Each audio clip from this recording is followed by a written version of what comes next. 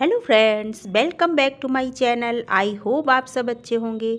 आज आप सबके साथ जो वीडियो शेयर करेंगे उसमें हम बात करेंगे कि इस टाइम पर कौन से वो ज़रूरी काम हैं जो हमें अपने गार्डन में कर लेना चाहिए।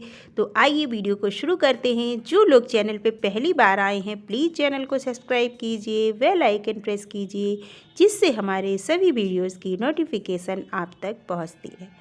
फ्रेंड्स, जो सर्दियों वाले प्लांट हैं और जिनमें अभी अच्छी तरीके से फ्लावरिंग हो रही है, उन प्लांट्स के साथ हमें कुछ भी नहीं करना है। लेकिन जो प्लांट्स जिनके फूल जो हैं ख़राब हो चुके हैं धीरे धीरे, और उनमें एक आधा फूल ही सही है, जैसे कि ये हमारा क्राइसैंथेमम का प्लांट है। गुलाउदी, ज़्यादातर अब सभी गुलाउदी के पौधे में फ्लावर सूख चुका है। तो इस तरीके के जो प्लांट हो गए हैं उन सभी की हमें कटिंग कर देनी चाहिए, और बिल्कुल हार्ड कटिंग करनी है और उन्हें छोड़ देना है नेक्स्ट सीजन के लिए। जो प्लांट अगले सीजन में फिर से फ्लावर दे सकते हैं उन्हें छोड़ देना चाहिए, और जो फ्लावर प्लांट ख़राब हो गए हैं अगले सीजन में इस्तेमाल नहीं हो सकते हैं, तो उन प्लांट्स के हमें बीज कलेक्ट कर लेने चाहिए। जैसे कि हमारा ये प्लांट देखिए कैलेंडुला का है, और इसमें जो फूल सूख रहा है उसका बीज हमें ज़रूर कलेक्ट करना चाहिए, जिससे जब फिर से सर्दियां आए तो हम ढेरों प्लांट फ्री में अपने इन बीजों से लगा सके। तो इन बीजों को भी इस टाइम पर हमें निकाल कर रख लेना चाहिए। जो हमारा तीसरा काम है वो है अपने प्लांट्स की कटिंग करना, क्योंकि जब बसंत ऋतु आती है तो सभी पौधों में नई नई बहार आ जाती है। तो जो प्लांट्स आपके बहुत ज़्यादा टेढ़े मेढ़े ख़राब से हो गए हैं या जिनकी ग्रोथ अच्छी नहीं हो रही है, उन सभी की आपको हार्ड कटिंग कर देनी है और उनको एक शेप दे देना है। इस तरीके से आप देखेंगे 10-15 दिनों के अंदर ही आपके प्लांट्स में नई नई पत्तियां और ब्रांचें निकल करके आ जाएंगी। हमारा जो अगला काम है वो है पौधे में उग गई अनचाही घास।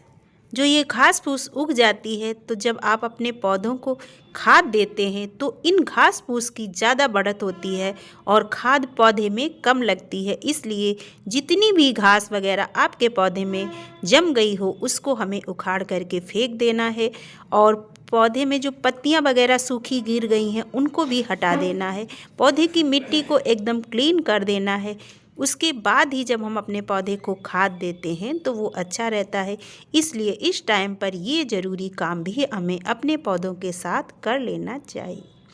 इसके साथ साथ में जो हमें अगला काम करना है वो है हमारे पौधों की गुड़ाई। गुड़ाई करना क्यों ज़रूरी है? गुड़ाई करना इसलिए ज़रूरी है क्योंकि इस टाइम पर हम अपने पौधों को खाद देते हैं, और खाद कभी भी आप अपने पौधे में जब दें तो बिना गुड़ाई किए हुए नहीं देनी है। इसलिए इस टाइम पर अपने पौधे की गुड़ाई ज़रूर कीजिए, और गुड़ाई करने के बाद उसमें से कम 1-1.5 इंच मिट्टी भी निकाल दीजिए, और इस मिट्टी को आप निकाल करके सूखने के लिए छोड़ दीजिए, और जो पौधा है उसको भी छोड़ दीजिए। उसकी भी मिट्टी जब एक दिन अच्छे से सूख जाती है, उसमें हवा लग जाती है, उसके बाद अपने पौधे को जो खाद देते हैं वो ज़्यादा अच्छा रहता है। तो इस तरीके से आप अपने पौधे की मिट्टी को सूखने के लिए छोड़ दीजिए। और जो हमारा अगला काम है वो है पौधों में खाद देना। ये सबसे ज़रूरी काम है, क्योंकि जब हम अपने पौधे को खाद देते हैं उसके बाद ही हमारे पौधे की ग्रोथ अच्छी होती है और उसमें फल फूल भी अच्छी तरीके से आता है। तो ये काम हमारे गार्डन का सबसे इम्पॉर्टेंट काम है, और इस समय पर हमें अपने पौधे में जो खाद देनी है वो कोई भी कंपोस्ट देना है। चाहे आप गोबर की खाद दीजिए, वर्मी कंपोस्ट दीजिए या लीफ कंपोस्ट दीजिए, लेकिन इस टाइम पर आप अपने पौधे में कंपोस्ट जरूर। साल में 2 बार हमें अपने सभी प्लांट्स को कंपोस्ट ज़रूर देना चाहिए, फरवरी मार्च या उधर सितंबर अक्टूबर में। ये 2 महीने खास होते हैं जब हमें अपने पौधों में कंपोस्ट देनी चाहिए।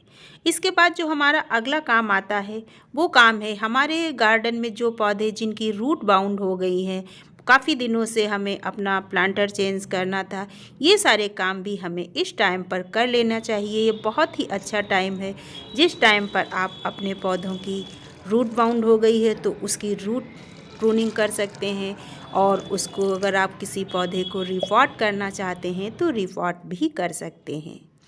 खाद देने के बाद पानी ज़रूर डालिएगा। इस टाइम पर रूट प्रूनिंग करना इसलिए सही रहता है क्योंकि ना इस समय ज़्यादा गर्मी है और ना ही ज़्यादा सर्दी है। बहुत ज़्यादा सर्दी होने पर भी हमने अपने पौधों की रूट प्रूनिंग नहीं करनी चाहिए और बहुत ज़्यादा गर्मी होने पर भी प्लांट्स की रूट प्रूनिंग नहीं करनी चाहिए, वरना पौधे के सूख जाने का डर रहता है। तो ये टाइम बहुत ही सही है जब आप अपने पौधे की रूट प्रूनिंग कर सकते हैं। हमने अपने मोगरा के पौधे की रूट प्रूनिंग की है और इसको हमने इस तरीके से रिपोर्ट कर दिया है। उसी प्लांटर में हमने इसको लगाया है रूट प्रूनिंग करने के बाद। तो आप सबका भी कोई ऐसा पौधा है तो आप कर सकते हैं।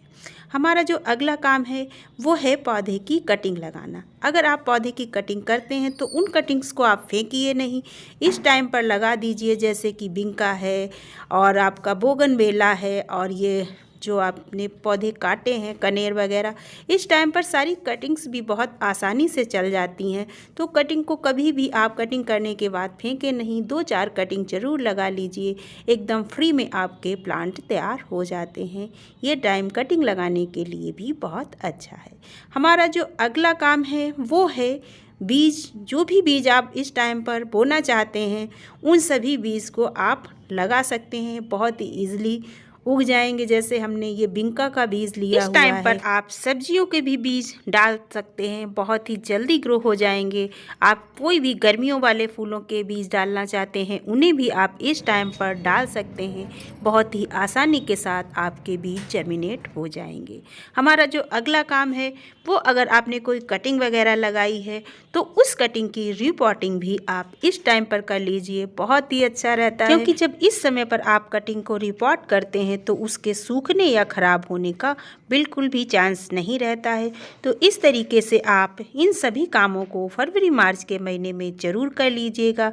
तो आपका गार्डन गर्मियों में फल फूल और सब्जियों से भरा रहेगा। इन सब के साथ साथ जब प्लांट्स पर नई नई ग्रोथ आती है तो एक काम हमें और भी करते रहना चाहिए और वो है पौधे पर स्प्रे करना। इसके लिए आप 1 लीटर पानी में 1 चम्मच बेकिंग सोडा को मिला करके भी स्प्रे कर सकते हैं, नीम ऑयल का भी स्प्रे कर सकते हैं और अगर आप चाहें तो मार्केट से भी किसी इंसेक्टिसाइड को लेकर उससे भी स्प्रे कर सकते हैं। अगर हमारी जानकारी आपको अच्छी लगी है तो प्लीज़ वीडियो को लाइक कीजिए, शेयर कीजिए। नेक्स्ट वीडियो में फिर मिलते हैं किसी अन्य टॉपिक के साथ।